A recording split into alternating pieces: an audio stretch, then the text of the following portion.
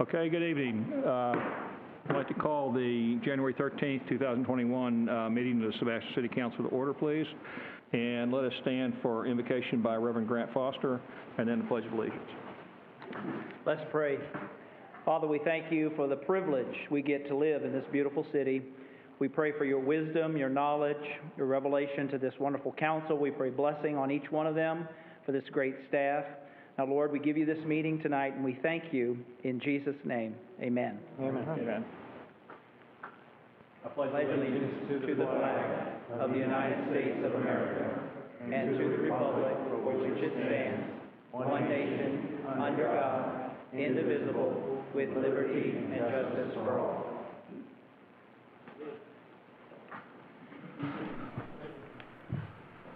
All right, can we have a roll call, please?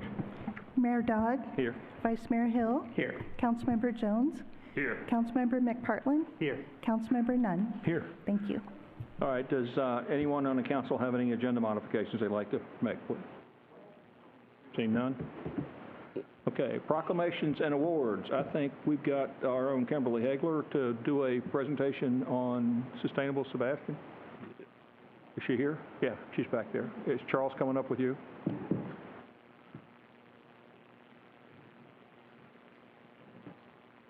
Can you hear him? Hello. Hi. So, the Natural Resources Board, The Natural Resources Board has one of our Sustainable Sebastian canvas totes for each of you, as well as a personalized tumbler. So, my lovely assistant Charles, chairperson for the Natural Resources Board, is going to hand that out to you. It is a consensus of the board members that they would like to see the city council refrain from using disposable plastic bottles of water during meetings. So we're providing a tumbler, just in case you feel so inclined. I will definitely use it. Inside the bags, you'll find a number of items. Our promotional items for Sustainable Sebastian. All right, if it's too big, I'll use that. All right, thanks. Which includes our one-page flyer of the program itself. There's a postcard that we're going to hand out that has the QR codes for the relevant environmental websites. We're hoping this will reduce a lot of the brochures that get handed out at events and at City Hall. There's a laminated card for integrated pest management tips for the household. There's one of these large vinyl stickers. These are outdoor weatherproof, so we're hoping we see these on cars and business windows throughout Sebastian. There are also these smaller paper stickers, which will be handed out to children. What else am I missing? Oh.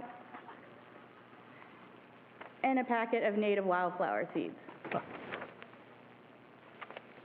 All of these items and the bags included will be handed out at our Earth Day event. You'll also find a flyer for our Earth Day event. We're planning it for April 24th. That's Saturday, April 24th. I think it'll be a great time for everyone to be ready to get outside and go to big community events. And we have hundreds of these bags filled with these items to hand out to residents that attend the event. And we are now accepting applications for vendors, so you can visit our website for more information.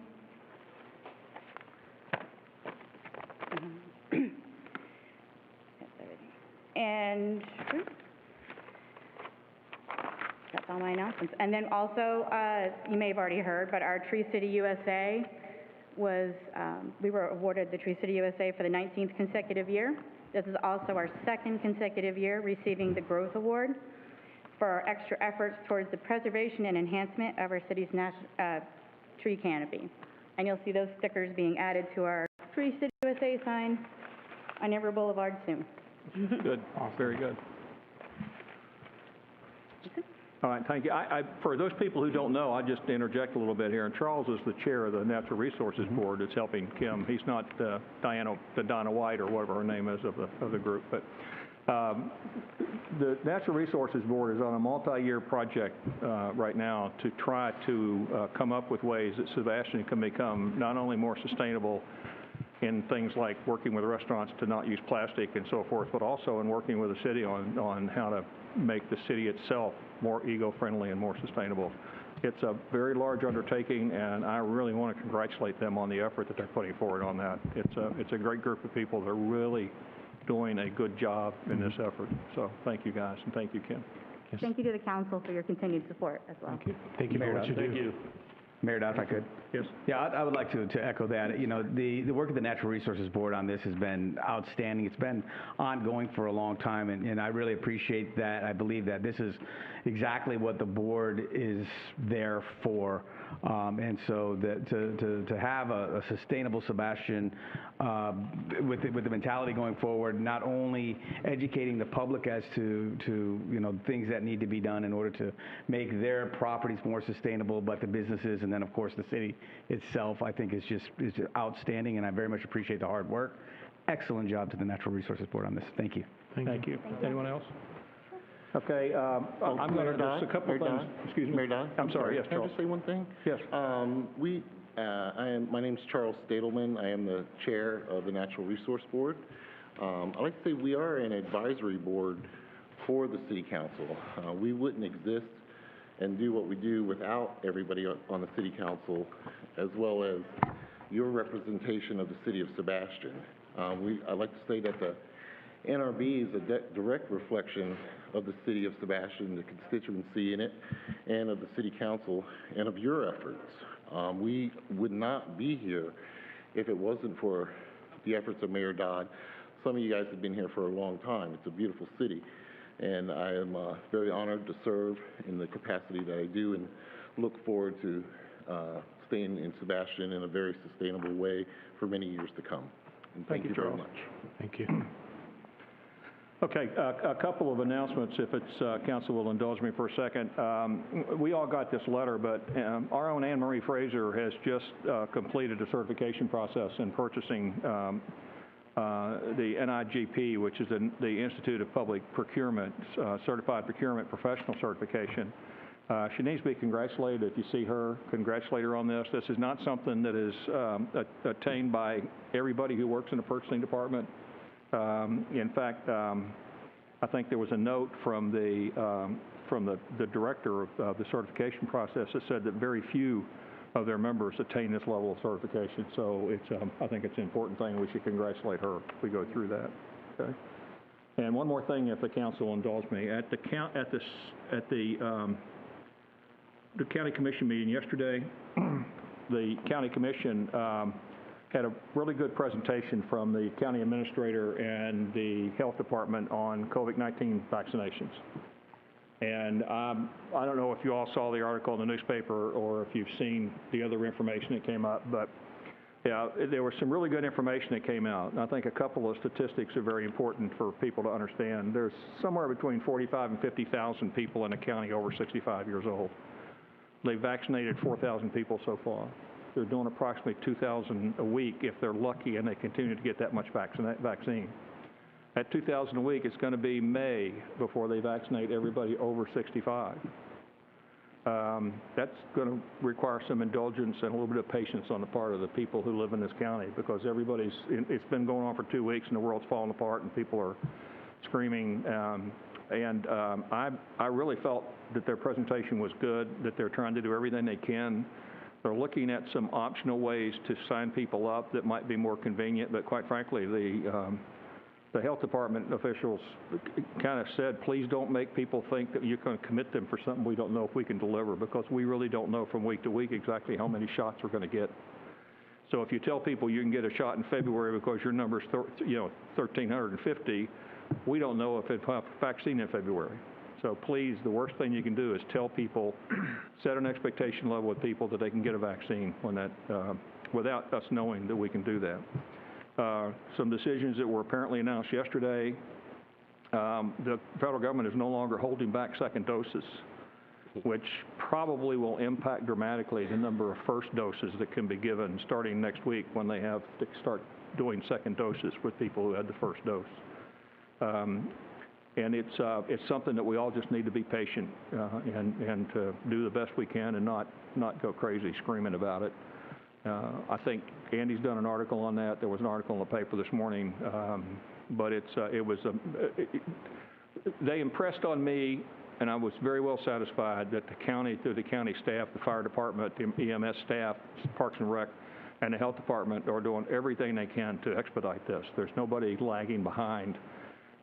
There's nobody doing anything to slow it down. They're doing everything they can to expedite it. So let's have a little sympathy for them and try to be patient with it when we go forward. Okay, does anyone else have any announcements they'd like to make? No, not other than what's on the, are you going to read what's on there? All right. We're now to public input. There's brief announcements on here. I didn't know if you were going to read those announcements. Oh, I'm sorry. That's what you meant when you said that, and I didn't hear you. Okay. The Executive Roundtable third annual Rail Trail 5K Run and Walk across the I-95 Central Railroad Greenway corridor is on January 16th at 8 a.m. Meet at the Fellsmere Trailhead at 1190 County Road 12. If you don't know where that is, you go past I-95 and you turn in on the first left turn, and there's a parking lot back there. Right turn. Or right, I'm sorry, turn right. I'm pointing right and saying left, you know, that's, okay. And then one that Joel Tyson is really excited about telling people about, he's the mayor of Fellsmere, is the Frog Leg Festival, January 21st and 24th. That's coming up. Mm-hmm. And it's a great affair in Fellsmere. And don't let it fool you. There's food other than frog legs out there if you want something to eat other than that stuff. But if you like gator tail and frog legs, they have plenty of that as well. But it's a nice celebration. If I could really quick, Mayor? Yes. On the 5K run, that rail trail run is a really cool run. It starts right over there in Fellsmere, and it goes over 95, that cool overpass. It's the only one that does that. This is a great run. There's over 140 already signed up for this event, so that's a really good number. It'll be very competitive. 8 o'clock this Saturday. The temperature is going to be right for a 5K, so if you guys want to get out there, you can sign up at the location at that time. So 8 o'clock Saturday morning, it's going to be a heck of an event. Look forward to seeing you all there. Thank you. Okay. Public input. This is for public input on items that are not on the agenda. That includes, for those people from the public who have asked that we pull items from the consent agenda, you'll be able to input on those at that time. So you have to reserve that from this input say. So is there anyone in the chamber who would like to do public input for items not on the agenda?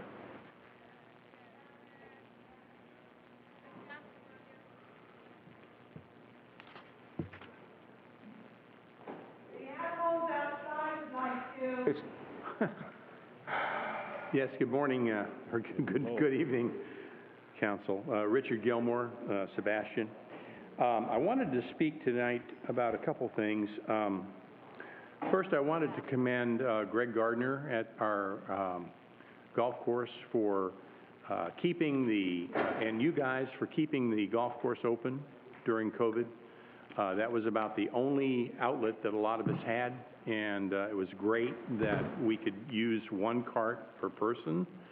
I know the county shut down Sandridge, the course there, and a lot of the folks from Sandridge found out how great our golf course is. So kudos on that hand for Greg. The other thing I wanted to talk about was a situation that we have now with our golf carts. Because of the overuse of the carts with single use, the batteries got completely wore out. And the situation is, I know when I was on council, we always leased our carts. So every 2 years, we'd turn them over and get new carts. Evidently, some time ago, the situation changed, and they decided to purchase the carts for the golf course, which I'm in favor of, if you maintain it. But if you don't maintain anything, you're going to have problems, and we have problems right now.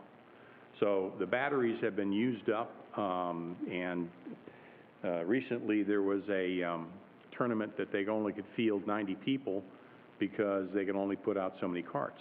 What we're seeing now is that they've tried to put one good battery in with 5 bad batteries, and that doesn't work, okay?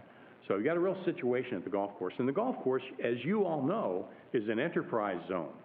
So it operates as its own little small business, correct? Yes. Okay. So one of the things the other thing I want to talk about is the practice nets that are up. Now, after the '04 hurricanes and '05 hurricanes, most of those nets were blown down. And they were replaced at some point. I can't remember exactly what year they were replaced, but they're to a point now where we're going to have to think about replacing those nets in the near future.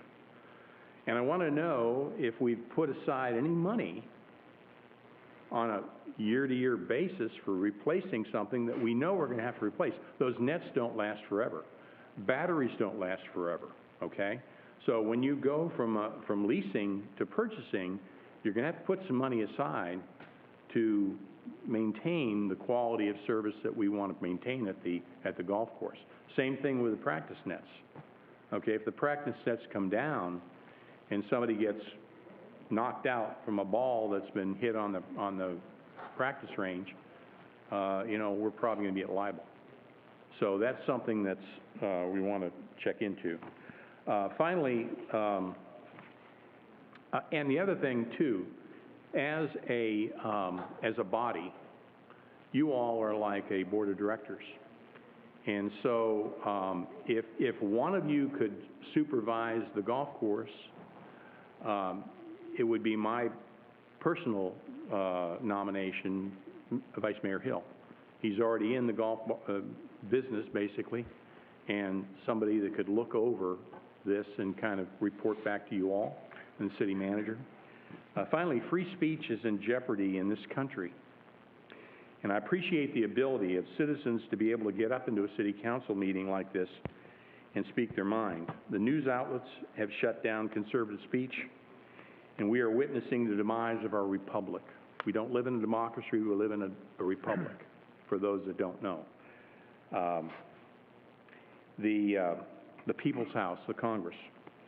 Our newspaper has bought into a left-wing agenda, and at present, it's about 10 to 1 in its opinion section, left versus right. I wrote an article about 3 weeks ago encouraging our congressmen to do the right thing and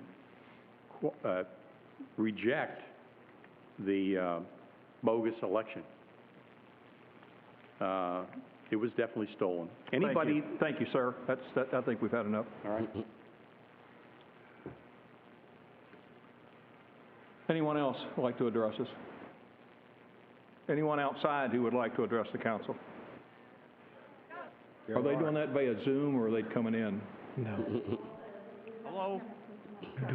A camera. Hold on a second. We've got somebody coming out to make sure we get this right. Mayor Dodd, Yes. Fred Jones here. Do you mind if I speak on that, since Richard Gilmore brought this up about the carts at the golf course?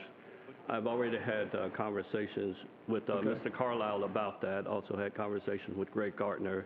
Mr. Carlisle is on top of that. We're going to get batteries because right now that situation is very serious at the golf course. We've got a lot of people not wanting to come to Sebastian Golf Course because they realize that they won't be able to have a cart to make it 18 holes.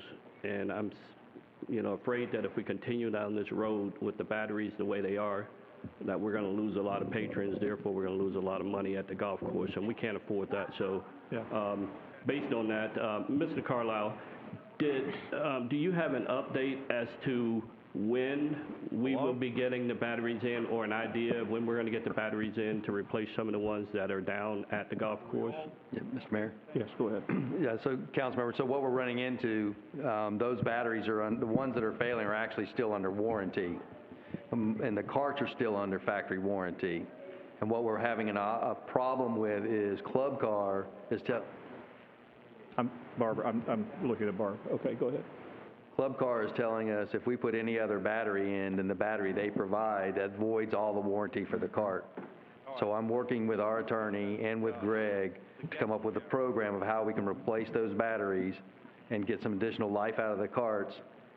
And if we lose the warranty, we lose the warranty. But we're looking at about $35,000 to $40,000 to replace the batteries that are failed because the golf cart company can't get the golf cart batteries. They came out there the other day with 12 batteries, I think it was, which would only do like 3 carts. So it's not enough. They can't get the Trojan batteries. We can get the Royal batteries, which were originally what came with those carts, and put them in, but it's about $35,000 to $40,000, which we're going to work through getting. Just need to get some clarification about if the computers burn up, if the motors burn up that are under warranty, what is our recourse if we put in these different batteries? But that's our number one priority out there right now, is to address those battery issues. We have the quotes, and the batteries are available. We just need to work that warranty issue. Yeah, Mr. Carlisle, those are just 8-volt batteries, so if you put another 8-volt battery in there, how is that gonna, I don't know what Club Car is trying to say, correct? Yeah. That's my opinion. They're all computer run. These batteries have a computer battery management system in them that talks to the computer in the cart, that talks to the charger. So it's not as simple as just taking a car battery and putting it in a car battery. These batteries have to be programmed to the chargers, which that software is going to be provided with the new batteries. We know that. So we have a method to get it done. We just don't want to spend $35,000 and then have to turn around and spend $400,000 to replace carts because we lost the warranty. Okay, I'm going to make an assumption that our attorney is going to make sure if there's any type of punitive clause in that contract that we go after those people over this issue, correct? So I don't want to discuss that at this point, but we'll I'm just take the saying that appropriate from a steps. council's perspective, Yes. if we have to go after a company to fix those carts, then we should go after that company. Yeah. I'm not trying to tip your hand, I'm just making sure everybody understands that. Thank you, Mr. Mayor.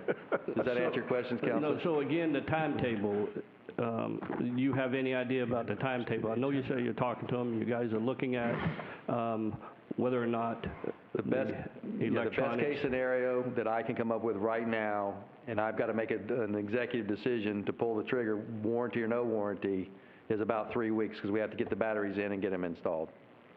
That's that's my best timetable if I just say I'm not worried about the warranties.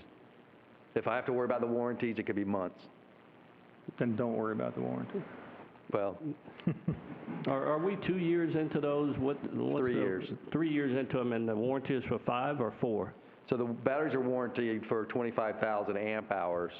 Right. And so we got the carts in 17, 18, and then we started paying for them in 19, and we still have 2 years to pay for them, payments on them. And I would like for them to be under warranty. I'd like for the parts that could be under warranty to be under warranty.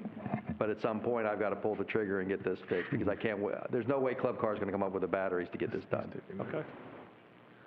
I mean, if I could, Mr. Mayor, Yes, go Mayor Dodd, the bottom line is that there were extraordinary circumstances that took place this summer, and staff at the golf course, including the city manager, made the decision to keep that golf course open, as well as us. And in order to do that, we had to double the amount of usage of those vehicles, plus, because there were more people playing and we had to go single carts. So that was great, but now we're paying for it, which is understandable. But the city manager's on this, the city attorney's on this, and I'm very confident that between Greg and Mr. Carlisle and Mr. Anand, this will all be resolved as soon as possible to the most beneficial way to the city. I mean, it's like everyone wants it to always be perfect all the time, but because of the great work this summer, we're having a little bit of a lull right now that makes it difficult. So I get that people are pissed and they're all, they're having difficulties out there, but, there are reasons it is this way, and the reason it is this way is because we made it available through this COVID crisis. All right. Mr. Mayor, Yes. if I may, before we move outside, can we remind the people outside to have respect for our employees, that they've made the decision not to wear a mask and come inside the room, and we're going to do everything we can to make public input possible, but at the same time, they need to be respectful to the staff and everybody outside, please? Okay. Yes, sir. All right, we're going to shift to the people outside, and I think Councilmember Nunn had a good statement, so please, people outside, be as respectful as you can with the people trying to help you have input. So now we can go to the people outside if anyone has input. That's neat. Me inside? We can hear you on, sir, you're on the mic, we can hear you. All right, thank you. My name is Bob Schmidt, and I'm here to speak to everyone. I've never felt the fear that I felt in my life through the measures that are being passed through the city council on not being able to approach the building or step inside the building or go into a lot of stores in the Indian River County, I'm a perceived threat. And it really bothers me a lot. It bothers a lot of people that I know. And I'm upset at it. So I'm part of the Freedom Co-op in Indian River to try and do some legal tools that are available to stop this infringement upon our American rights, the First Amendment. And it's just, I'm so emotionally distraught by not being able to walk in and see my representatives unless I took a test like I'm infected, or I can't wear a mask even though I have a hard time breathing. And I'd like you to think about making it a voluntary type of thing, where if you feel like you're a disease to society, then wear your mask. If you feel like you have a disease inside of you, stay. But if you feel healthy, please come out and enjoy life. Please come out and enjoy a barbecue and having a nice adventure with your family. That's what I miss. I miss my America. I miss my freedom. And I believe it's just a total money pit, a cooperation between emergency orders from the county to the state for federal money. And I believe the citizens like myself are being hurt for money and power. I want my freedom back, and that's why I'm here to voice my opinion on that. Thank you very much. Thank you, sir. Is there anyone else outside that would like to address the council? Mr. Mayor, did you catch his name? Oh, I'm sorry. His name for... Sir, could you give your name, please? Did you get it? Smith. Okay, yes. The clerk got it. That's okay. Yes, hello. I appreciate Yes, sir, the we've got you. opportunity. Your name, please. My name is Peter Heileman. I am a new citizen of, that's okay, it's fine. A new citizen of Sebastian, moved here about a year and a half ago. The CDC numbers released in January say that of the 300,000 people who supposedly died of COVID, that 4% died of COVID alone. The other 96% died of comorbidities or pre-existing conditions. They were not directly COVID deaths. I watched a video, since I'm from Europe, of a member of parliament in Austria who in the middle of a parliamentary session did a quick COVID test of a glass of Coca-Cola on the lectern, and that Coca-Cola tested positive for COVID. Shows how many of these tests are false positives, and they imbue a sense of fear. It is absurd to expect me to wear a mask, to just walk 10 feet inside and then sit in a chair without a mask, as if somehow those 10 feet will infect the room, but then my sitting in there for an hour will not infect anyone. Meanwhile, we're sitting out here in the cold and the rain, which for some of us, including my gray hair, look at me, put a risk on me as far as my health is concerned. I am not social distancing with the woman in the purple coat because she's my wife, and I kissed her today. And if she has something, I have something, and I'll take anything she gives me gladly. With a preponderance of evidence showing that false positives are rampant, I will not allow the contrived panic of COVID to run my life. I'm against forced masking initiatives because it's against my right as a citizen to live in a free country. Thank you. Thank you, sir. Next person outside, please. Yes, I'm the lady in the purple coat that he mentioned, so that was my husband. I'm Sue Heileman, and I just want you to know that he is a naturalized citizen. My in-laws came here looking for the freedoms that every one of our immigrants, I think, over the centuries have been looking for. And we lived for a time in Germany, serving our church, and we were able to come home after almost 2 years over there, and that's a socialist agenda country over there, and all of the reasons that we wanted to come home are disappearing for us now. We are not allowed to do so many things with really not much basis in science and medicine. We feel we've been duped. Our rights are being taken away. All the reasons that I wanted to kiss the ground when we came back from Germany are disappearing, and we're very disturbed. We want our freedoms back. We want our lives back, and the pandemic has been bloated out of recognition, as far as I'm concerned, in the facts of the matter.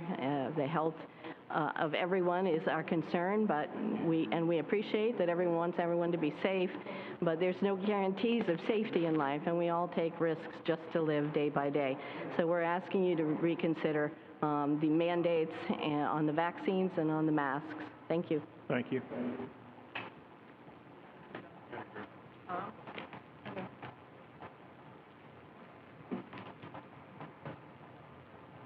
Yes, ma'am. Hi, my name is Stacy, and I'm fairly new to Sebastian. I'm actually from California, which is, as you know, is very locked down, but it's kind of funny because the one time I was approached and assaulted here was actually here for not wearing a mask in a store. So now I have to go in with a whistle and pepper spray. It's ridiculous that it has to be this way. I'm here to tell you that you need to end the state of emergency. Even though the state has it, you can end it. In California, Atwater never took a dime of CARES Act money and became a sanctuary city for businesses. In the United States, what makes us different from the rest of the country is that we have inalienable rights, rights that we were born with. That includes the right to life, liberty, and the pursuit of happiness. It cannot be taken away by anything, especially not even a virus. There is no emergency. Emergency is supposed to be immediate and unexpected. How can that be 10 months later? It's not. So end the emergency. And you know what? The face. I know you guys made it so a resolution so it's not mandatory for the mask. But as you know, many are using it, and you guys want to do a lot of propaganda to get everybody to use it. But the face is known as the organ of emotion. We express empathy with it, and we decide who we can trust by facial expressions. And you're taking that away from everybody, including children, which is just a travesty. I did a public records request, and I asked for the efficacy of wearing masks, the pros and cons. You guys responded, you don't have any records of any of that. I asked for long-term effects, what kind of studies you did. You guys have nothing. I asked for a bunch of records that you guys have no idea. I also asked about proof of insurance. What kind of insurance do you guys have that if we follow your ridiculous guidelines that we will be guaranteed not to give or get COVID, or else you guys will be liable? You have nothing. So you're doing things that you don't even know. The impact is going to be, God knows what's going to happen in the future.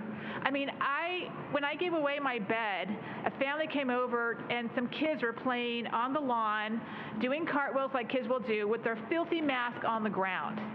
And then they got up and put it back on their face and left. Tell me this is about health. It is not about health. So stop the madness. Stand up and end the state of emergency. There is no emergency. Stop all of this disaster fraud and spending this ridiculous amount of money to try to force us. If this was really an emergency, you would not have to do all the propaganda to force us to wear masks. So stop it, end the emergency, be brave, stand up to this. When I went to the county commissioners meeting the other day, people were thanking them for allowing them to do certain things. You are not our masters. We are your bosses. 30 Please seconds, ma'am. end the emergency. Thank you very much. Thank you.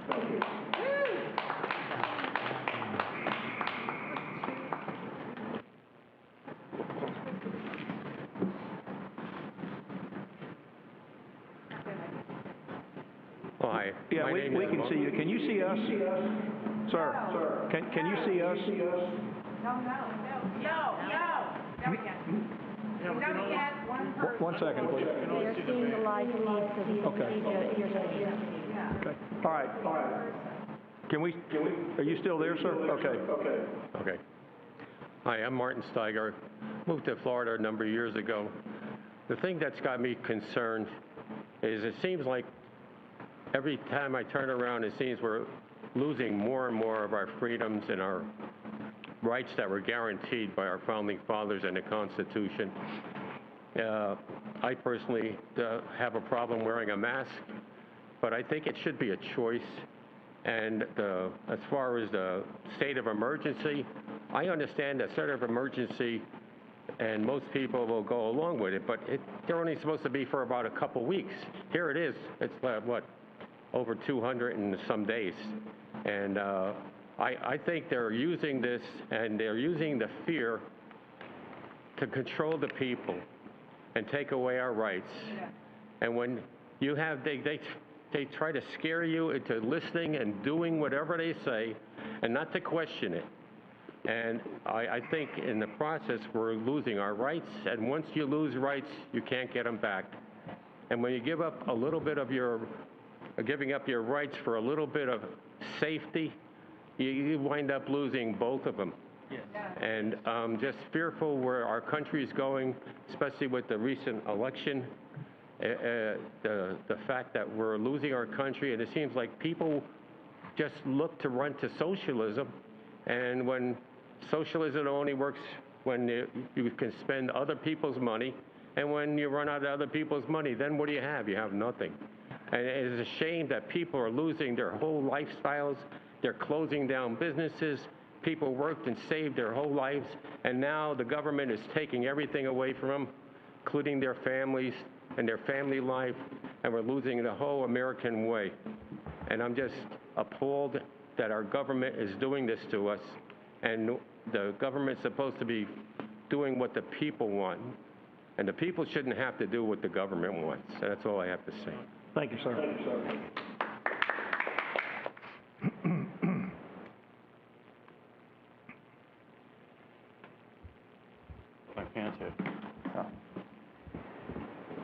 Good evening, City Council and Mayor. I'm here to express pretty much what everybody else is saying. His name. Although I do have a little bit of a difference. Can we get your name, sir? Yeah, my name's Tom. Tom what? Well, that's all I'm going to tell you. I'm a citizen of Sebastian. It's in the county records. That's all I'll tell you. I don't like giving out too much information, but I am a resident here. What I want to say, and I don't want to get sidetracked on this, is, yeah, I pretty much agree with a lot of people here that are speaking tonight.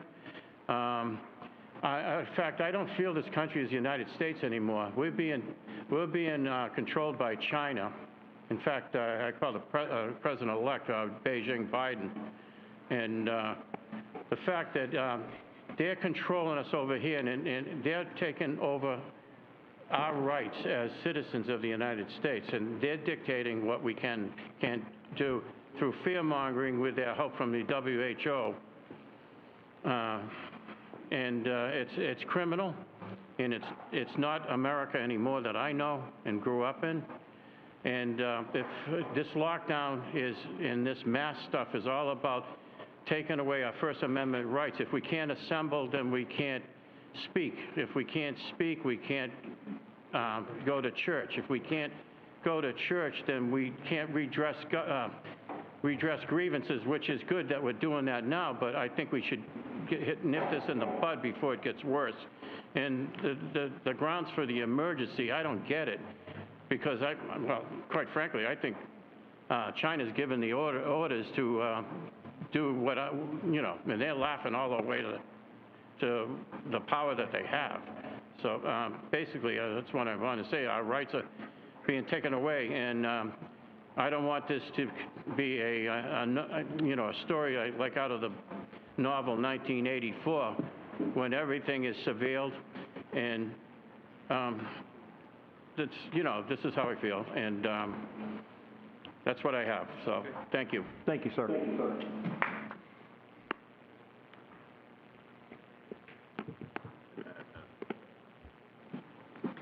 Hello, my name's Denise Russo, and I just want to say I just recently moved here to Sebastian from California, and I can tell you, coming from the state of California, the mess that the government, the governor, everyone left this state in by shutting everything down and continuing this ridiculous state of emergency.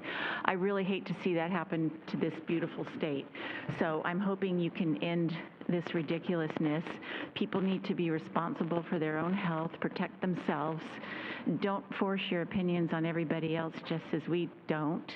And I do want to say, you mentioned something about respecting, having us, you know, wanting us to have respect for the staff, which everybody did, but how about your respect for us? There is none. We're kind of treated like animals because all of us out here have medical issues, and it's very difficult for us to wear the mask. All that says we have to wear one. We are supposed to be allowed to come into places without one, but I can see that you all are sitting in there, many of you with your masks off. Once you sit down, and I guess the virus doesn't get to you once you get to your chair. I'm not sure how that works, but I guess it's pretty smart. So everyone just needs to wake up and just not ruin this beautiful state as California has done, and it will never recover. And I just hate to see that same thing happen here. And I also hate to see people who are not able to wear masks we're treated like animals. Here we are sitting out in this cold rain and not allowed to come in. And, you know, what about our First Amendment rights? I guess it doesn't count because people think we are going to infect everyone and make them sick. Anyway, thank you. Thank you. Thank you.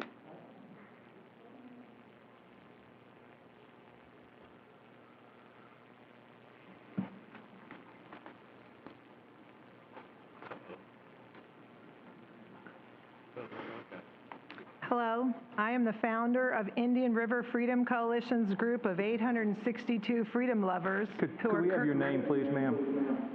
If you'll start my time over, I was just going to give you my name. Go right ahead. Okay. Yes, I will start your time over. I'll start again. Thank you. I'm the founder of the Indian River Freedom Coalition's group of 862 freedom lovers who are currently shadow banned on the fascist book for truth-telling. Ma'am, you didn't give your name. For now, it's coming. And I'm in the sentence right now, if you'll just bear with me, and we'll start over again. I'm the founder of the Indian River Freedom Coalition's group of 862 freedom lovers who are currently shadow banned on Facebook for truth-telling. For now, you can reach us at Ruth Kovleski, K-U-V like Victor, L-E-S like Sam, K-Y, on Facebook. That's Kovleski. You can also reach us by email at indianriverruthie@protonmail.com. One U.S. freedom fighter said, "I freed 1,000 slaves. I could have freed thousands more if only they knew they were slaves." Good evening. I want to greet you on day 301 of the 14 days to flatten the curve, folks. We're unwittingly taken away our right to breathe freely and live our lives as we have lived our entire lives. We allowed that 14 days to turn into 301 days and counting. You heard the council just say, and I heard the county commission say yesterday, we're looking at December, folks, or longer in masks and them being able to take over our lives. In spite of the ever-tempting CARES Act federal funds that the government here craves and spends, we citizens will indirectly pay in taxes. We are here to ask once again to lift the state of emergency and stop mandatorily masking employees, and I mean your employees in this building. Okay, you lifted them for everyone else, but you made them wear them and make us wear them to come into our own government locations, for which you say they're private businesses. This is the only private business that I am entitled, or I am forced to pay taxes on to support the electric and the building and all the employees' salaries and all of your salaries. So how is that a private business, folks? Anyway, communist countries are breaking out once again, even though they've been wearing masks for years. This is not about health, it's about compliance. Now we sit outside like animals, freezing cold, making people sick when there are empty seats in there. You should be ashamed. We're not treating anyone poorly, we're being treated poorly. This is my 5th time to put this council on notice that you violated U.S. Title 18 Constitution Code 1038 and 1040, which states that false information and hoaxes, in this case the state of emergency, for more than 13 days without cause, and I quote, "In general, whoever engages in any conduct with intent to convey false or misleading information under circumstances where such information may be reasonably believed and where such information indicates activity has taken or has been will take place that would constitute a violation shall be fined and imprisoned for up to years to life." This was to stop the tyrannical leaders from doing exactly what you've been doing here in the city of Sebastian. We do not consent, and we are demanding your bond and damages. To quote a freedom fighter, Tara Hill, if it was truly a miracle mask or vaccine, there would be no need for mass-coordinated marketing campaigns with commissioner photos and radio commercials to instill confidence in them. No one would attack those who question safety and efficacy or censor online discussions. Miracle masks and vaccines don't require snappy hashtags or incentives or fact checkers or paid influences or flashing signs or hit pieces on freedom fighters or peer pressure or forced compliance. Instead, we out here choose to trust our Creator, God's perfect design of our body's immune system and herd immunity provided by Him to heal us naturally. This council is violating our personal liberty and civil rights. These are inalienable rights, I'm freezing, excuse me, I'm shaking, not given by these tyrannical representatives, but given by God by birth. We expect a minimum of personal health freedom from our representatives, and it is high time this council course corrects, lifts this emergency order, and rescinds this ordinance. I dare you to be brave enough to stand up and risk it and vote to rescind the state of emergency. 30 seconds, ma'am. To those of my fellow freedom fighters here outside in the cold, I say you are the resistors of this tyranny and are the defenders of truth, and I thank you for standing up. Join us by emailing us at indianriverruthie@protonmail.com. Thank you. Thank you.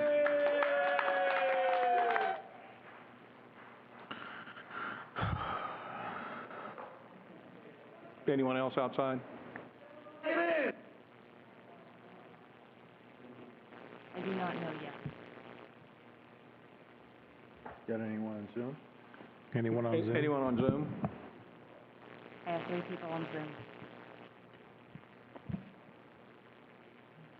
I'm sorry, I didn't hear. I have 3 people on Zoom. Okay, bring them in. Mr. Mayor, Yes. if I may, Yes. is that they were invited inside.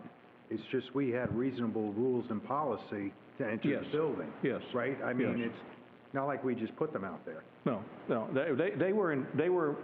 They had an opportunity to come inside. There were chairs. All they had to do is wear a mask and have their temperatures taken.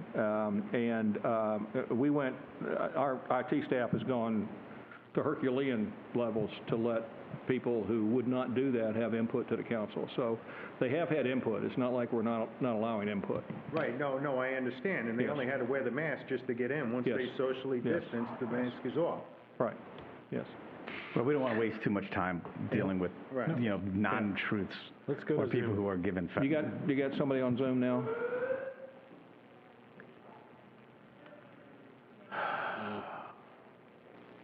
Mr. Simmons, on mute, please.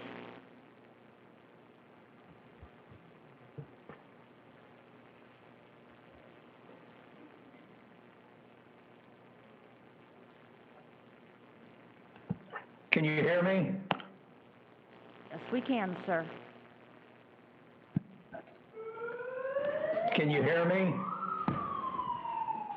He went outside to deal with it. Yes, we can. All right, He went out to deal with it. can you hear me okay? Yes, we can, sir. Okay, all right. Just a couple of observations or kind of questions. Your name, sir?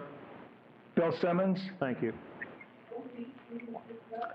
I just wonder, why are most of the items on the consent agenda considered emergency expenditures or emergency purchases? Okay, if you'd like to call back, we're pulling off the consent agenda at the request of some citizens. I understand. I just want to ask why they are called emergency and were they not planned in the annual budget?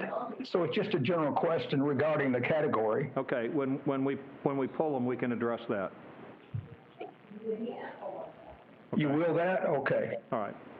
The other comment is the status of legal fees due from Graves annexation lawsuits.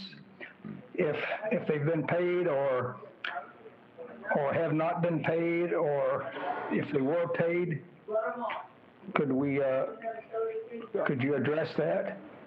The legal fees that the city owes have been paid. Mayor Dodd. Yes. As a point of order, this is not a time of discussion. If we want to address questions by individuals who are bringing something to us at the end, then that would be the appropriate time to do that. Okay. All right. Public input. All right, fine. Yes, sir, go ahead, Mr. Simmons. Okay, that was it. I was just wondering if they had reimbursed the city. Okay, thank you. Anything else? That's it.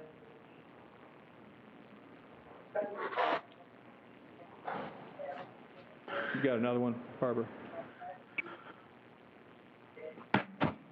I'm finished.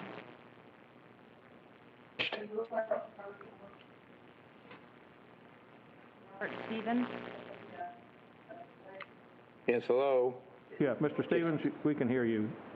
Okay, great. Thank you, Mr. Mayor, allowing me to speak. That's it. Thank you. Mr. Mayor, on December 2nd, your city manager and the lawyer signed a 3-year contract to have our waterways poisoned instead of harvesting it. Let's go over this for a minute here. The lagoon's dying, our birds and fish are disappearing. Did you read the paper today? Now we're losing all the insects. This poisoning of the vegetation adds a huge amount of muck, nutrients, to the waterways. Did you see the Marine Resource Council's report on the state of our waterways this year? The report card just came out.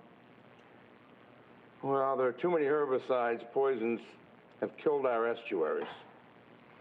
So Florida Atlantic University was recently given millions of dollars to find out where the source of herbicide overload's coming from. And guess what, Mr. Mayor? Sebastian's a big contributor. You're killing weeds and you're putting them down the bottom of the canal. You're supposed to harvest them to get rid of the nutrients. So the question is, why can't Sebastian be part of the solution and not part of the problem? I don't understand that. To paraphrase Joni Mitchell, a songstress and environmental activist of the Woodstock era. Hey, farmer, farmer, put away the DDT now. Leave me spots on the apples to give me the birds and the bees. Don't it always seem to go? You don't know what you've got till it's gone. We've paved paradise, put up a parking lot. Mr. Mayor, please reconsider.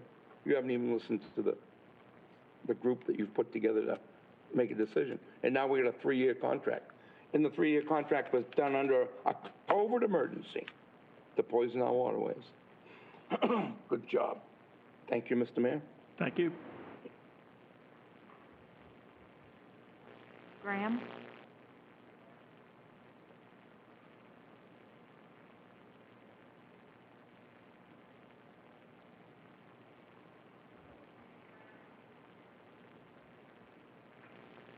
Graham, can you please unmute?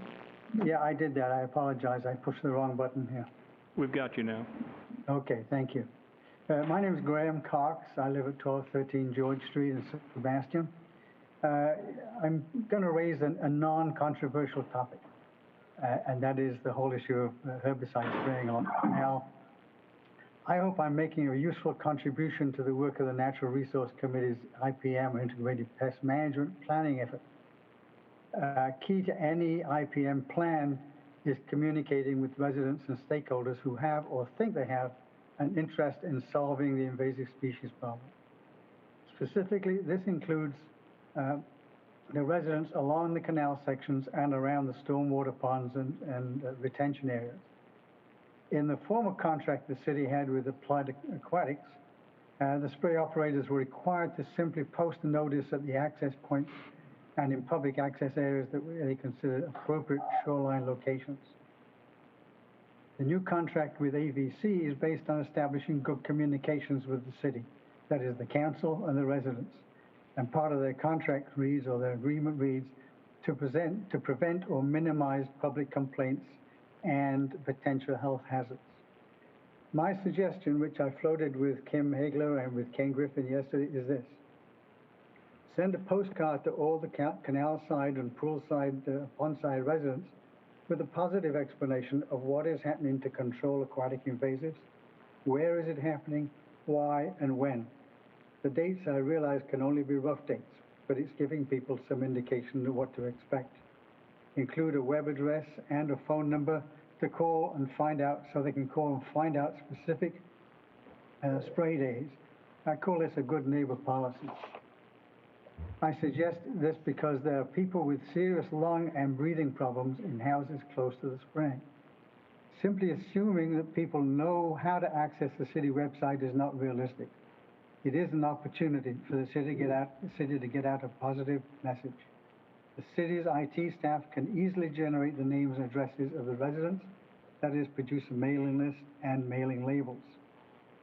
I'm sure the city can negotiate a reasonable postage rate with the post office. I will be willing to work with the city staff to help draft an accurate message about this controversial issue. Thank you, sir.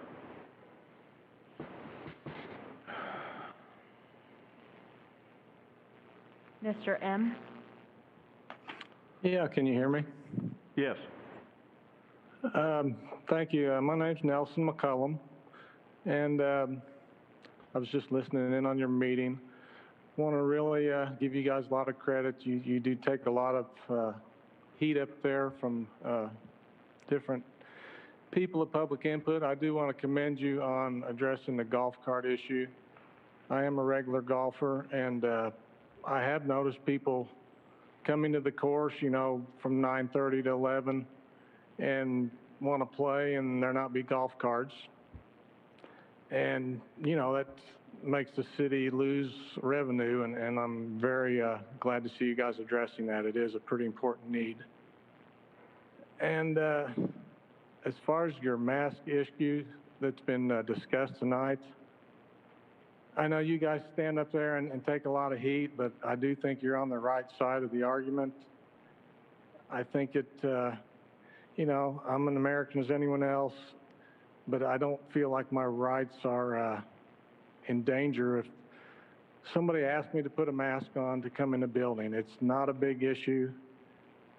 As was said at a meeting before, it's a common courtesy, and I'm not sure how that's got lost in our arguments, but hang tough, you're on the right side of that position. And as far as the spraying in our city, I know it's been a big issue since the glyphosate verdict in the California jury. I was just going to give you an input from me as a former farmer in Indiana for over 30 years. I've probably sprayed 5,000 gallons of glyphosate. I don't have cancer, and I know it's another hot issue in our city, but as far as Midwest farmers, they do not use any less glyphosate today than they used 5 years ago or 10 years ago. They use it as responsibly as they can, and, you know, as little as they can, but it's still used everywhere, and I know it's a hot issue here not to use it. I understand both sides of that argument, but we also have to, you know, protect our assets, the parks, our golf course, whatever, our canals especially. So I know you take a lot of heat on that issue, but thank you for doing your best to protect our assets and canals by using spraying applications as best that you can. Thank you. Thank you, sir. Anyone else? There's no one else. All right, I'm going to close public input and go on to the consent agenda. Council, we've been asked by, or I think the council got an email, and I also got a personal request on a couple of these. to pull item B, C, D, E, F, and G. And I would like to pull item I. All right, Mayor Dodd. Yes, sir.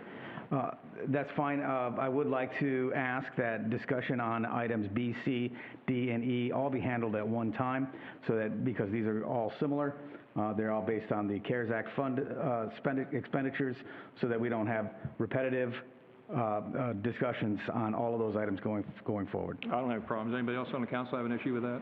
Nope. No? Yes, please. No? Okay. Mr. Mayor, I move approval of items 8A, H, and J. All right.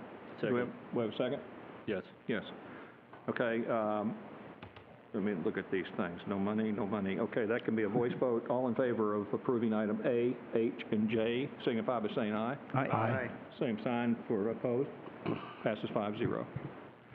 Okay, this is item B, C, D, and E. Now, I had a request, and I think the council all got copies of this email from a Stacy Meyer to pull these items.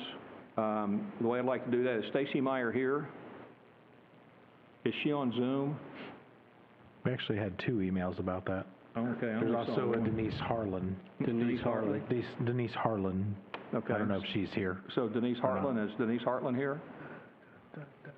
Are either one of those on Zoom? Neither one of them are on Zoom. Okay. Do any of the council members have any issues with B, C, D, and E, since the individuals who have asked for that are not present? No, sir. Yeah, I'm going to talk about E. I have some questions for E. Okay, and Councilmember Jones is going to pull E. So, since the individuals who asked for B, C, and D are not here, unless the council opposes this, I'd like to get a motion on those. Well, I think Mr. Simmons on Zoom, too. Didn't he have a question about it? Okay. Mr. Simmons all on right, Zoom? so then I'll open, okay, we'll open all 4 of those up for public input. Okay. Mr. Simmons, if you want to call back in, we'll get you in a couple of minutes if you had a question on those. And You have a question, sir? You asked for F and G, not those. No, I asked for B, C, D, E, F, and G. Okay, I asked for them all. I'm sorry.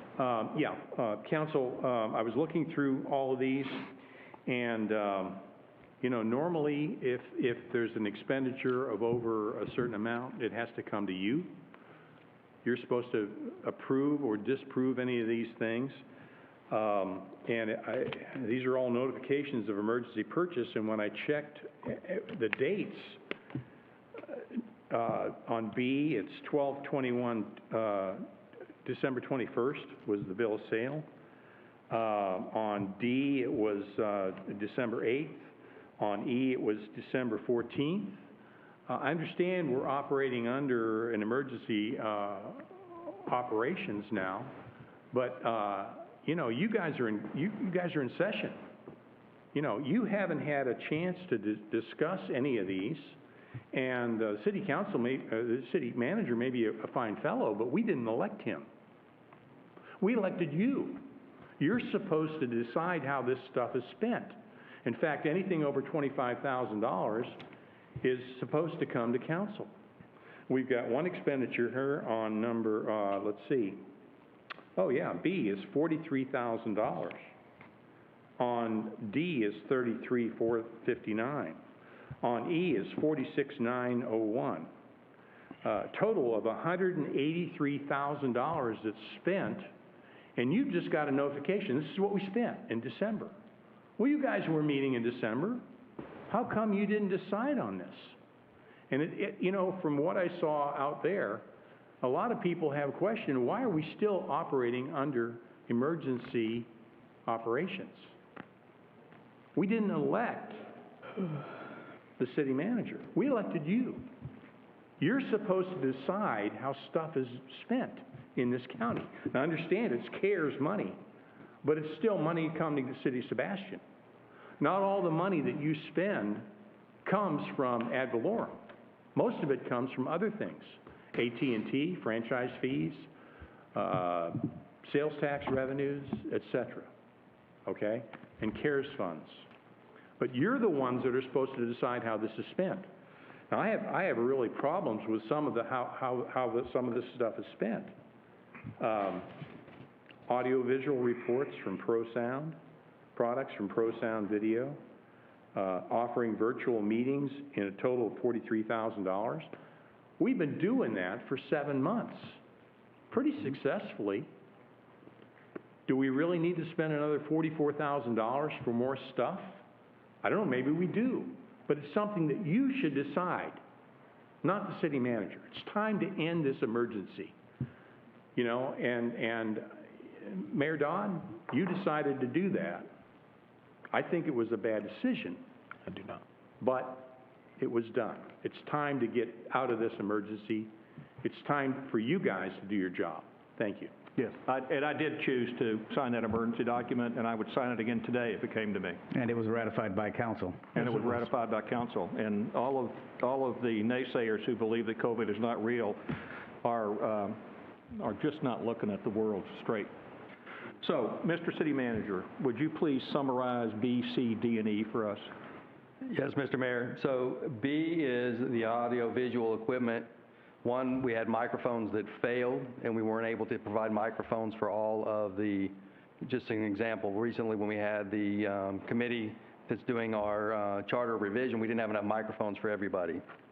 It allowed us to put this projector that wasn't working, we were able to get that projector put up so that we can have it on the big screen so people could see it. It allowed us to provide for microphones and wireless microphones out in the parking lot so people can participate. So that audio-visual allows us to provide more opportunities for people to see what's going on, to be transparent with them of what's going on in the city, and to be able to provide another opportunity for people to participate in our meetings. I think the city of Sebastian has the most available resources for people to participate through Zoom, through telephone, through the audio-visual and the outside microphones and cameras that our staff has put together. The emergency digital software, those purchases were allowing us to allow people to fill their forms out for the COVID money online without having to come in and without having to email. It provided another opportunity for Laserfish to allow individuals, should we get some additional funds to try, which we think we will, to try to fill those forms out online and be more efficient. And that was an add-on to that. And the matrix signs are out there to be able to provide for noticing to the people, and the staff's got those and they're learning it's a wireless software to program those. The water fountains, all the parks have hand-touch water fountains. We've got Hardy Park, Yacht Club, Riverview Park, Golf Course, Fisherman's Landing, Splash Pad, Krabby Bills, the Friendship Park restrooms and the offices, they all have hand-touch water fountains. That's a contamination source. We either have to cut those off or provide these hands-free water sources for people so they don't have to touch the water fountains and become infected. So, and this was where these CARES Act were done. And we had to spend this money before December 31st or we had to lose it. And it wasn't an opportunity to go back to the county and change the program. You all provided me with direction that if we weren't able to get it out through the programs that we had, that we needed to disperse it. We had 15 people apply for the rental and mortgage assistance. That's it. Even though they changed the criteria, the county changed the criteria, we were able to add another 3 into that. There was significant dollars we would have had to just turn back in. And we, if I remember correctly, we gave you an opportunity to do these things. We just didn't approve the individual ones. And as under the emergency declaration, when I spend these dollars, I bring it back to you to ratify. And if I've made a mistake, then you come after me and tell me, look, Mr. Carlisle, you overstepped. And that's why we bring it to you. And if you feel that I have, I apologize. Mr. Mayor, I would like to say, first of all, thank you, Mr. City Manager, for spending that money on things that matter, that work for the city, that make things better for the city. The water fountains actually puts water fountains back in all our parks. That's an amazing thing. It's a lot better than putting it into kits or other things that people may or may not ever use. So to me, this is a great spending. I would like to go ahead and put forward a move of approval for consent A, B, C, D, and E, and move forward. A's already been approved. Okay, so that's what I said, B, C, D, and E. Okay. I have a motion. Do we have a second? Second. All right. Now, you have a comment, I think, on one of these, I think Mr. Simmons was on there. Yeah, okay. I'm going to give him a chance. Anybody else that wants to? Anyone else in the chamber would like to address this? Is there anyone outside who would like to address this? Or is there anyone still outside? Mayor Dodd, if I could real quick, it doesn't seem like there is. So the fact of the matter, it almost, you know, teeters on idiocy, because there's so many complaints about access and protecting and providing people with the ability to talk with us and be a part of these meetings. And then there's complaints about the fact that we're providing those things. The city manager was clearly given direction by this council to do exactly what he did with these funds. And sophomoric expressions or of anger or telling us how we should be doing our jobs better by elected officials do no good to anyone, because this is exactly what we as a body directed the city manager to do. So I think he did a heck of a job. He did a great job. You know, this is, again, these waters that we're treading are uncharted. And so we're all individually and as a group going through this, trying to do the best we can. And I will tell you this, that guy that's sitting in that chair out there is the one guy that I have the most confidence in getting us through this. And the funds that were used for this are not funds from DST dollars, and they're not from your property taxes, and they're not from that. They're from the CARES Act dollars that were directed to this city for the exact purpose they were spent. So I appreciate what the city manager did here. Kudos, and I think this council did a heck of a job by directing him to do just that. Okay, Mr. Simmons is here, I believe, now. Mr. Simmons.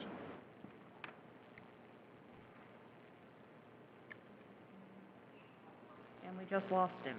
Uh-oh. Maybe we answered his questions. Mr. Simmons, please go.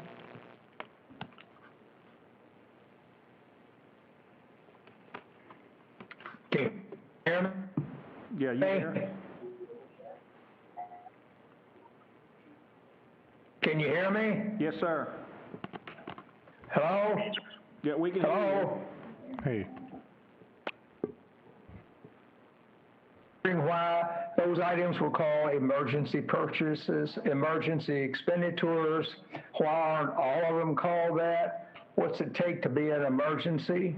And were these things provided for in the budget to begin with? So maybe it's just confusion on what the terminology of emergency is.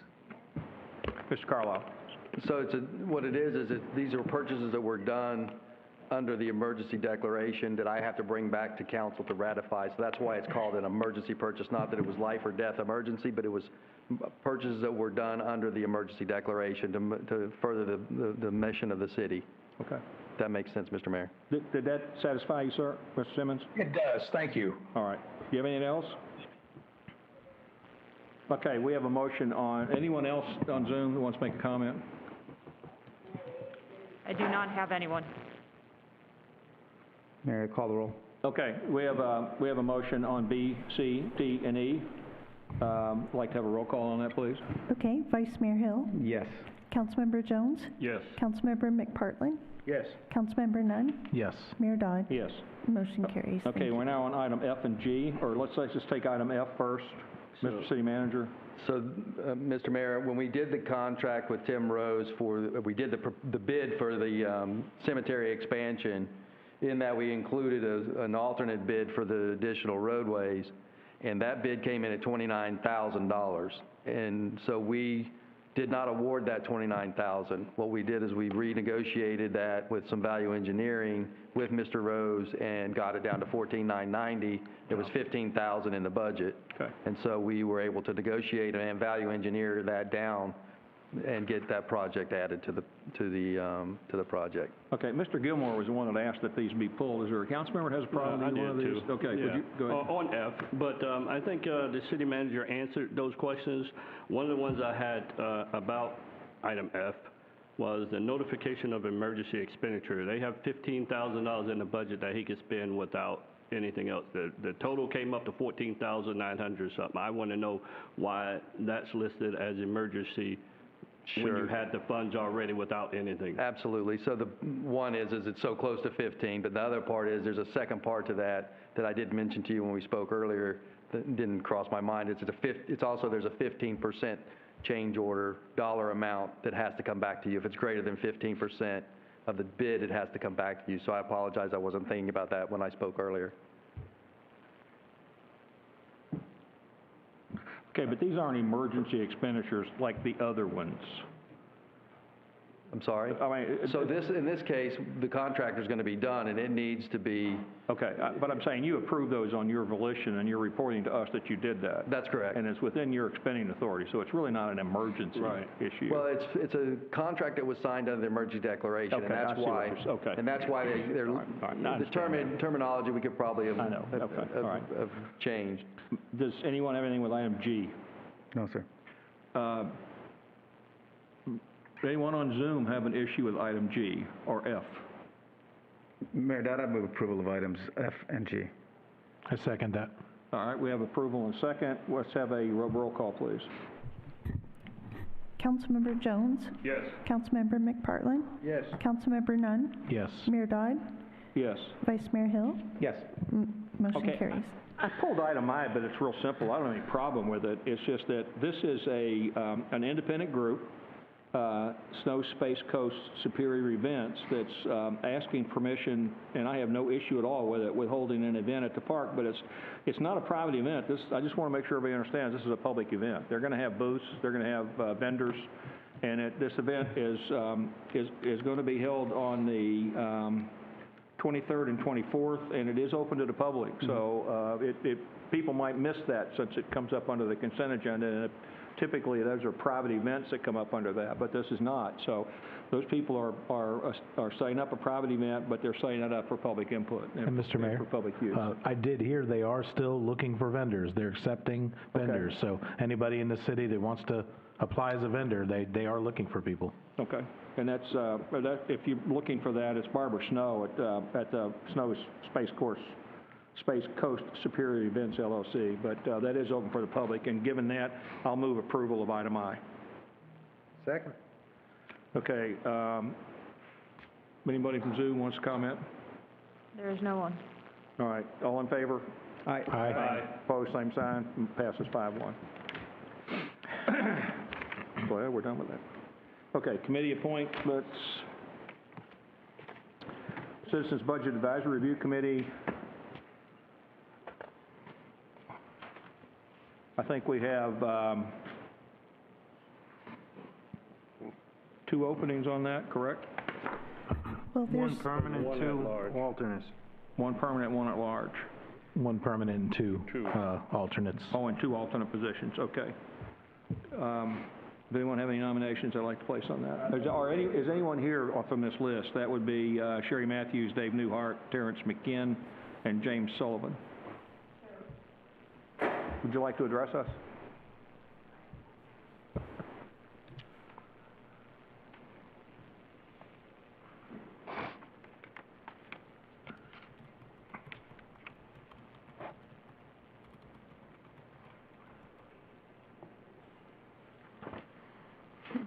Sherry Matthews and Sebastian. Okay. Yeah, what would you like to know? My application is there. I think we listened up. We heard your You've whole heard me resume at enough, one time so before. there's so, nothing yeah. new. All right. Does anyone have any nominations they'd like to make on these? Let's start with the at-large additional member position. Yes, I would like to nominate James Sullivan. All right. Please. Terrence McGinn. I'm sorry? Terrence McGinn. Terrence McGinn. Terrence McGann and James Sullivan. Anyone, any others? Okay, City Clerk, would you call the roll and give the names? Okay, Councilmember McPartlin? Terrence McGinn. Okay, Councilmember Nunn? James Sullivan. Mayor Dodd? Terrence McGann. Vice Mayor Hill? McGinn. And Councilmember Jones? McGinn. Okay, Terrence McGann is the regular member position. Now let's move on to alternate. Dave Newhart. First alternate. Newhart. Newhart. Anyone else? Newhart. Newhart. I think that's a 5-0 on Newhart for the first alternate. I'll go Sullivan on the second alternate. James Sullivan. James Sullivan on the second alternate. Anyone else? It's fine. Fine. All right. James Sullivan, second alternate. Thank you. Now, the Parks and Rec Committee, let's waived one unexpired position, term ends on May 31st, 2023. And I would nominate Vicki Dunheller for that. I would like to nominate, man, my brain just totally, William Pelletier. Okay, He's here in the audience. Okay. Long history working with youth. That'd be great on the. Okay. Vicki. Would you like to say something, sir? No? Okay, let's do a roll call on that, please. Councilmember Nunn? William Pelletier. Okay. Mayor Dodd? Vicki Dunheller. Vice Mayor Hill? Okay. Councilmember Jones? Vicki. And Councilmember McPartlin? Ms. Drumheller. Okay, so Vicki Dunheller, Drumheller. Say that well, all right. Okay, we're on to public hearings.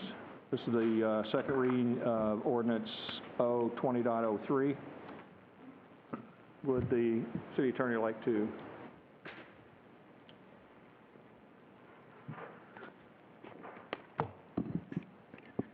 Thank you, Mr. Mayor.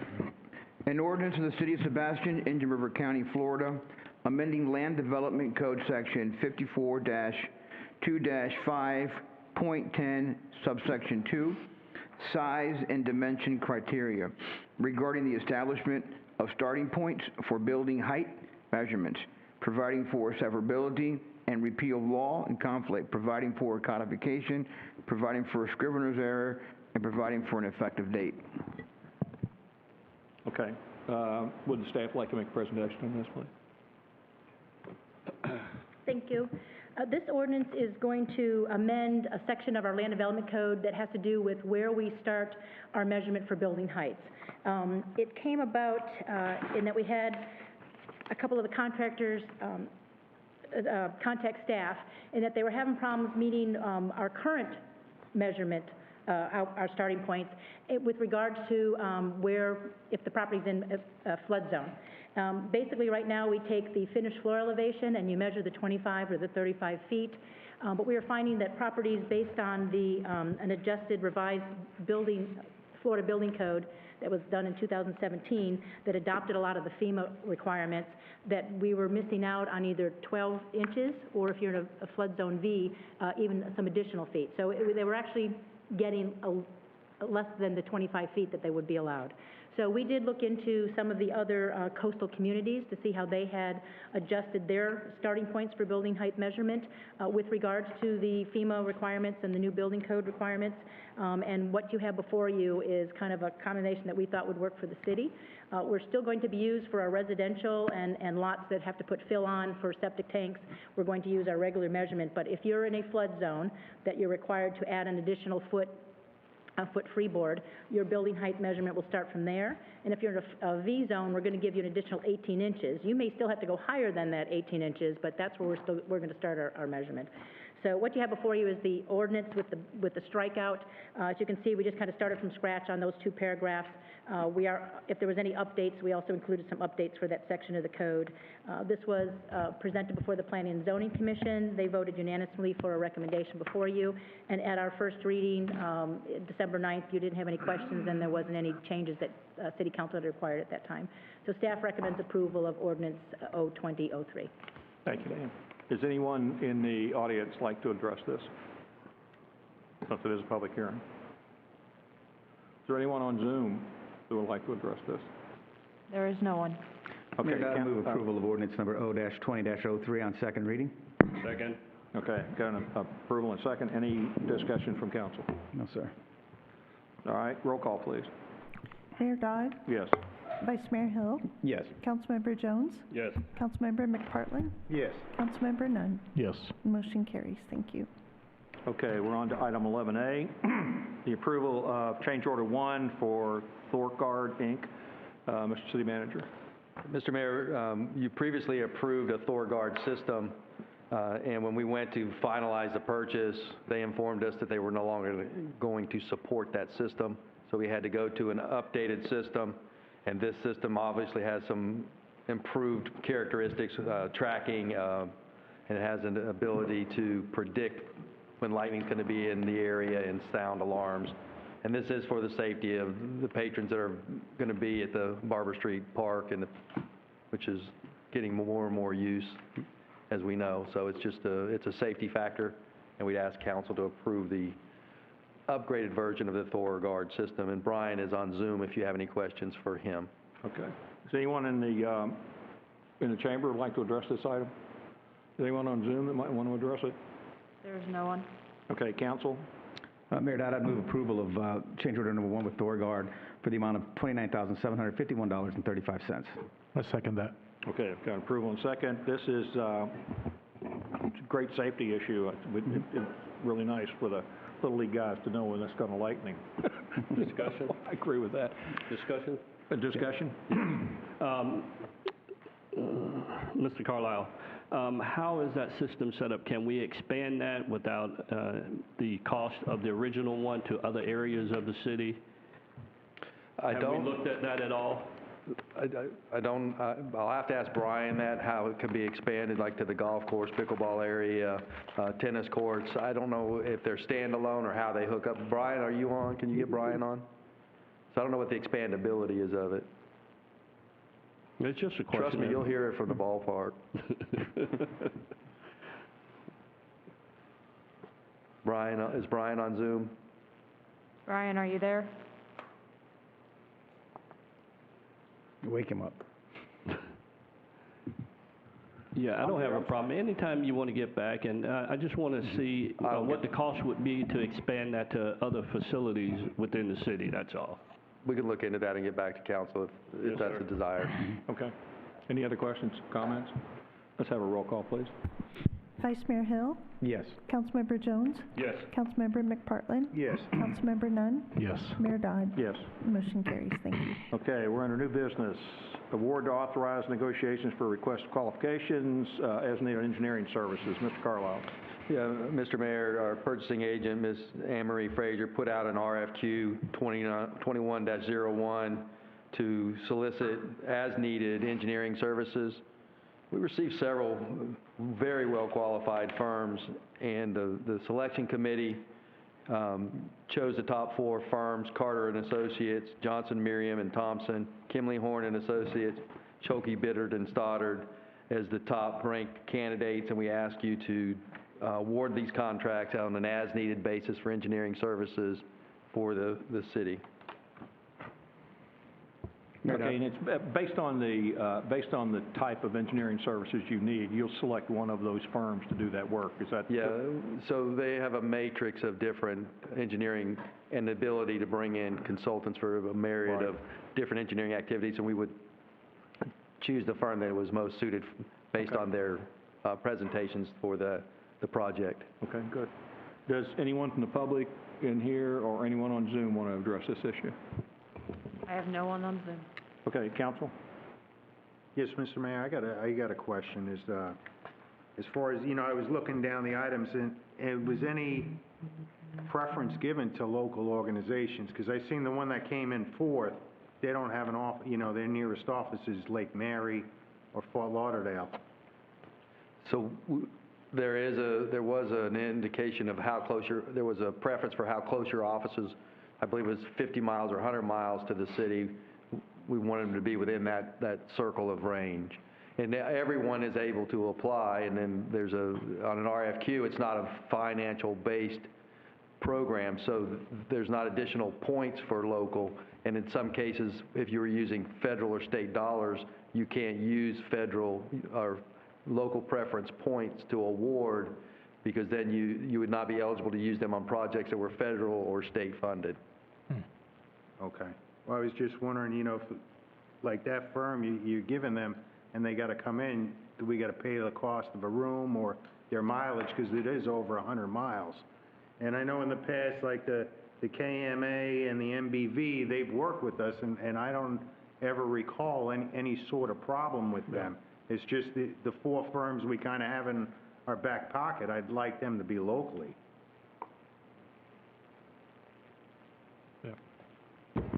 Well, the firms were ranked by a committee of impartial, so I can go by what they have said and what they evaluated on and the criteria. And I can tell you, Anne-Marie is very diligent on making sure that we're providing equal and open opportunity for everyone. So. and for and what benefits the city. So that was the recommendation, but we're open to council's discussion. Yeah, I mean, I think this is pretty standard. I mean, the selection is pretty standard that they have to go through the committee. This is done, is it done annually or biannually? We do this Typically done every 3 years. every 3 years. So this has been ongoing, and we always have engineers on standby for whatever specific jobs we would need. And I understand the procurement measures that are taken, and I just trust staff in regards to that. And so I understand Mr. McPartland's desire to be local. There are a couple of local firms, if I'm not mistaken, on here. So I'm pretty comfortable with this. Mr. Mayor, I move approval. Okay. Do I have a second? I second that. Okay. Bob, you okay? No, I was looking at the numbers and I was trying to, somebody's got one rated 105, another one's got 65. I'm like, that's... I know. When you look down, one that's selected has got 86, and one that's not has got 84.75. So there's not a gigantic difference between them, but they basically just pick the top 4 ratings. Now, one thing, if you're doing something as large and consequential as a stormwater master plan, you're not going to go to these 4 firms. You're going to send that out in a separate RFP, right? Yeah, you have to by statute. Yeah. At a certain dollar amount, you have to. Yeah. And we've actually, I think, awarded that to Arcadis already. So. Okay. Right, because the way I understood it, these 4 are the ones that you need. Do a project right now so you don't have to go through the whole bid process. Right. And that's why I just wanted to keep more of it local, like it appeared in the past, because the number 4, I had not heard of that firm before. So, okay. You okay? Call the vote. All right. You care? Let me see now. Let's have this is a voice vote. So item 7A, all in favor? Aye. Say aye. Aye. Opposed, same sign. All right. 7B, approve work authorization for infrastructure and consulting engineering contract. So, Mr. Mayor, this is the project that's part of our airport master plan, and ICE, Infrastructure Consulting and Engineering, has been doing our work out there and is one of our on-site consultants for the airport engineering. And this is phase, I don't know what phase it's in, Scott's here, but when we did the taxiway to this particular section, there's an open section of land next to Shelt Air that we want to promote hangar space, because that's prime right now. We want to build some hangar spaces and get it started so we can get some private investors to build hangars there. But if there's any particular questions, I'm going to yield to Mr. Baker and to Doug. Does anyone have any questions for Mr. Baker? I just think great use of the airport. I'd love to see the expansion, love to see the growth and development of that property. I think that's our economic engine, and love to see it pumping. And if I could make a note, Mr. Mayor, I apologize. This is a 80% grant from FDOT. So we're only having to put up 10% of or 20% of this fund. Awesome. So great work of getting grants by our staff, and Scott's been phenomenal in getting those funds to help promote the airport. Okay. What's the council's pleasure on that? Did we get a vote on that yet? Did somebody make a motion? I'll make a motion to approve. Okay. Second. Second. We got a motion second. Any comments from anyone on Zoom or anyone in the audience? Let's have a discussion from me, Mayor. Yes. I'd just like to say I've been on a tour out there in that area. I really love what city manager's looking at doing out there. I think it would be great economic development for our city. That area, haven't been out there. I didn't realize that we owned some of that property that was out there until I actually went out and took a tour of it with the city manager, and that's going to be great for us here in Sebastian. So that's all I want to say about that before we call the vote. Anything else? Anybody else? Well, Mr. Jones, if you really want to see the area, you can jump out of the plane that's located out there. Do skydive Sebastian. Those days are over, Bob. And if you float slow, right, just lift your legs up when you get by the power lines. Those days are over. I got a bad back and knees now, so. All right, let's have a roll call, please, on item 12B. Councilmember McPartland? Yes. Councilmember Nunn? Yes. Mayor Dodd? Yes. Vice Mayor Hill? Yes. Councilmember Jones? Yes. Motion carries. Thank you. Okay, we're on to 12C. Mr. City Manager. Mr. Mayor, this is the contract that we use to mow back vegetation on vacant lots that are encroaching into other lots and right-of-ways. And we put the bid out, and we asked that the city council approve the bid 2103. Okay. Any questions from anybody? Anyone on Zoom would like to comment on this? We might have somebody outside. Is there someone outside who would like to comment on this? In the meantime, I'd move approval. Okay. Have a motion, do I have a second? I have a second. All right. Mr. Mayor, who was the first? Thank Vice you. Mayor Hill. Thank you. No? Okay, all right. No one on Zoom, any other conversation from the council? No? Then, what is this? This is 10th, we have to have a, let's have a roll call, please. Councilmember Nunn? Yes. Mayor Dodd? Yes. Vice Mayor Hill? Yes. Councilmember Jones? Yes. And Councilmember McPartlin? Yes. Motion carries. Thank you. Okay, city attorney matters. Mayor, no issues. I just want to make sure council understands my role, because I know someone raised it earlier today about what I do in these contracts. Every single contract that goes before the council is reviewed by me. That's my role, to review them. And I do for legal sufficiency as well as. Is your mic on? It's on. I'm sorry. Yeah. Am I here now? Yeah. I apologize. I'll start again.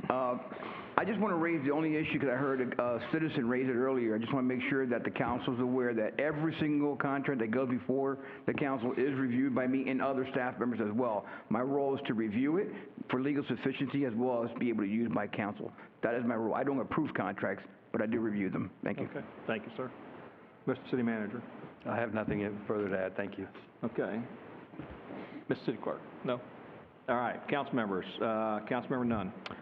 First, I'd like to say thank you to the city staff, not being up here, realizing what council people do and how they interact. It's been wonderful to, once getting into this position, realizing that council members talk to city managers and city attorneys and clerks, and they don't just make things up. They don't just pull things out of their hat, or at least they're not supposed to.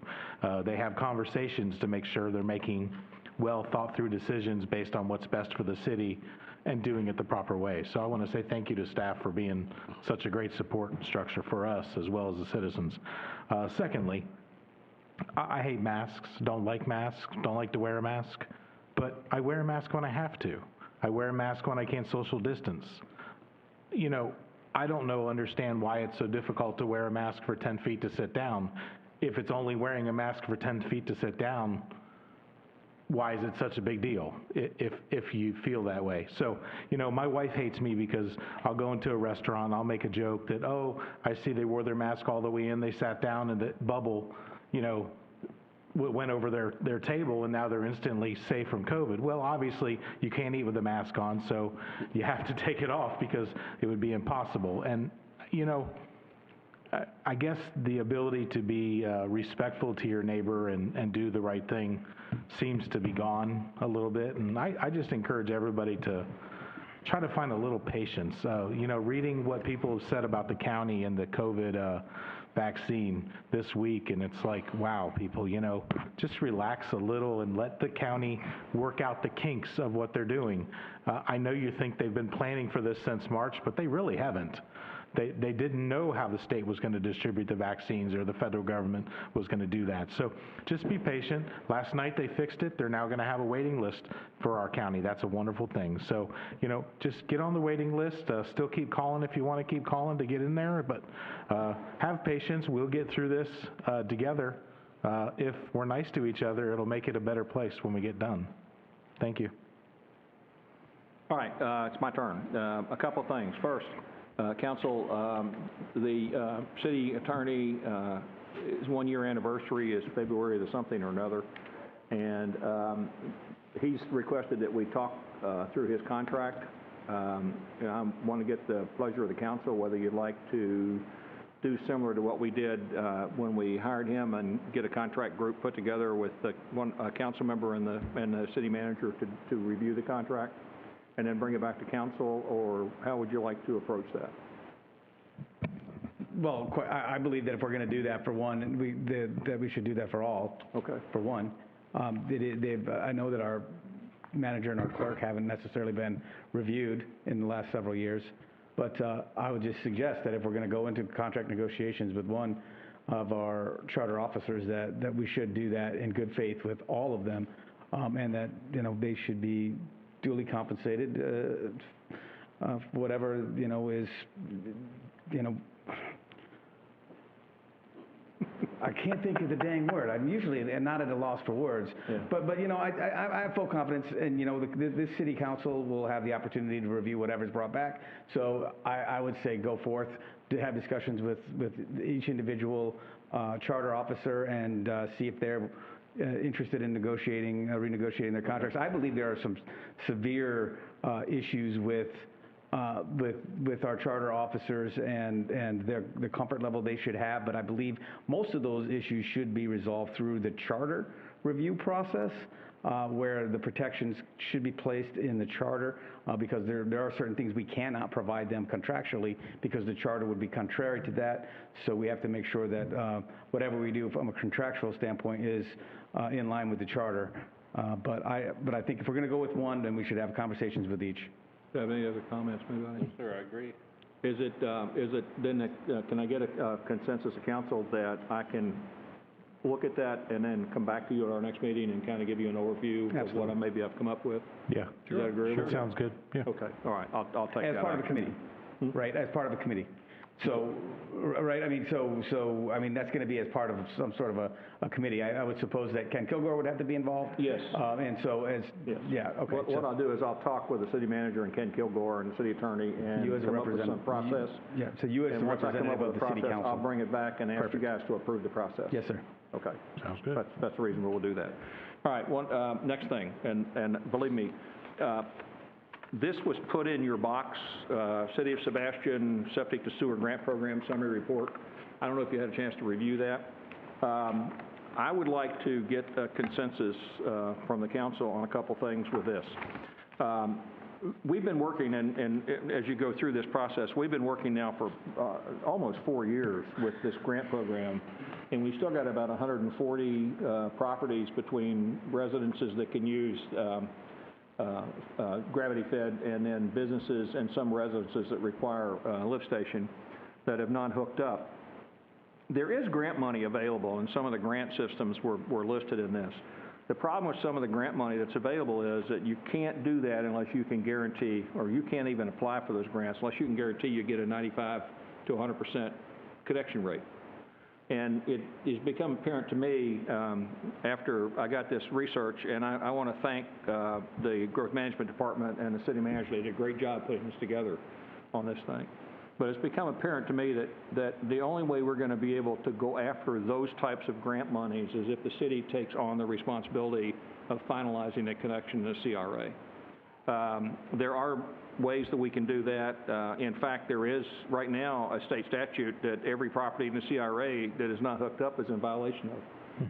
And so there are ways that we can go about doing that. It's going to require some planning. But for example, if there's 100 businesses or homes down there that would have to put in lift stations or mini lift stations to connect, we might be able to come up with some way to do it with 25 lift stations instead of 100, and a lot cheaper than it would be for each person to do their own. But what we'd have to do that in that process is work through the legal ramifications of person A saying to person B, you can use my lift station and I'll grant you a right-of-way to run a pipe to it. Or actually the city's lift station, I'm going to grant you a right-of-way to run a pipe through my property to get to that lift station and so forth. What I'd like to do, if it's possible, is see if I can get the council, the sense of the council, to direct the city manager to actually go forward with putting a plan together for the city to take over this effort and to accomplish hooking up 100% of those properties in CRA and removing all of those septic tanks. It's not something that's going to get done in 2021, although I would love to see it happen. And my conversations with the city manager, he smiles when I talk about 2022. And you know, you guys know from talking to him what happens when he smiles. You don't, you don't know what he means by that. But So, I mean, I would love to see it happen quicker rather than later, and it may be some of the grant money that we can get will drive that timetable. I don't know that. But I do know there's a lot of things that we can do to make this happen. And I'll tell you, my personal opinion is that we've all talked, and there's a great report that Schulte Engineering Company did at the county that talked about how Sebastian Highlands is one of the biggest offenders on pollution from septic tanks. And we've all talked about the possibility of trying to move septic to sewer conversions in the Highlands. If we can't manage septic to sewer conversions in the CRA, we're never going to be able to manage it in the Highlands. We're never going to be able to come up with the process to get that done. It's just not going to happen. So this to me is an important first step in us being able to tackle the larger problem, which is all of those septic tanks in the Highlands as we go through that process. So I'm interested in getting your feedback and seeing if we've got a consensus that we can ask the city manager to put together something on this. Right. So there's been a lot of, over the last 4 years, there's money, was it 35 grand or something like that, that help people out to hook up to the sewer, and they still haven't done it. Do we have anything in there that we can force them to do it with assistance with grant money? Well, that's what the state, actually the state does have that we can force them to do it, but we can't force them to use our grant program to do it. We can just tell them they're in violation of state law. Right, the only way that we can do and I don't want to use the word force, the only way we can do the implementation without it being done by each individual property owner is for the city to take on the responsibility of doing that, and then use assessments, use grant money and to pay for as much of it as possible, and then use an assessment process to assess the property owners, usually on an ERA basis. Is that the right ERU basis? So businesses pay a little bit more than homeowners would, but on an ERU basis. But quite frankly, if we can come up with a way to put in, and like I'm saying, 25 lift stations that these 100 properties use, we can make it much cheaper than it would be if each person has to put their own lift station in to make that work, which right now is what it is. And the county utility, I'm sure, would be much happier with 25 lift stations than 100 more as we go through this process. So. Mr. Mayor, if I make a suggestion is, maybe we ought to put this on in the next agenda item so that we have more time to delve into the report. They have more time to delve into the report that we've given them. I'm asking only because it would give us, as county or city council comments, we're not really supposed to comment. So I'm just trying to say we would probably be able to delve more into some of the weeds of this so that we can get as staff clear direction from the council how you want us to move forward and how you want us to plan with an engineering group, and maybe go into more detail if the mayor's okay with that. That's perfectly fine with me. It's not going to be something that's going to happen tomorrow, so if it takes us another meeting to talk about it and then another meeting to go through it, that's fine with me. Anyone have any issue with that? No. No? Okay, so we'll put it on the agenda, and the report is there, and if you got any questions for Lisa Frazier or for the city manager or whatever, you can do that. Okay, my last comment, and this comes from some of the stuff that came out during the I don't know where we're going as a country. I'm concerned about where we're going as a country. We've had a perfect storm in 2020 of things that make people question the validity of the government and the validity of the validity of the government's intention towards their citizens. I may not be happy with the results, for example, of the presidential election, but I'm not willing to start a civil war over it. I may not be happy with wearing masks for COVID, but I'm not willing to start a civil war over it. And I'm hearing from all kinds of people talk that is more militaristic and much more severe than it has been in my lifetime. I mean, I can talk about what I've encountered twice coming back from Vietnam, once in an airport in Seattle and once in an airport in California, and I can tell you how nasty that was. But it was nothing compared to what I'm hearing today. Absolutely nothing compared to that.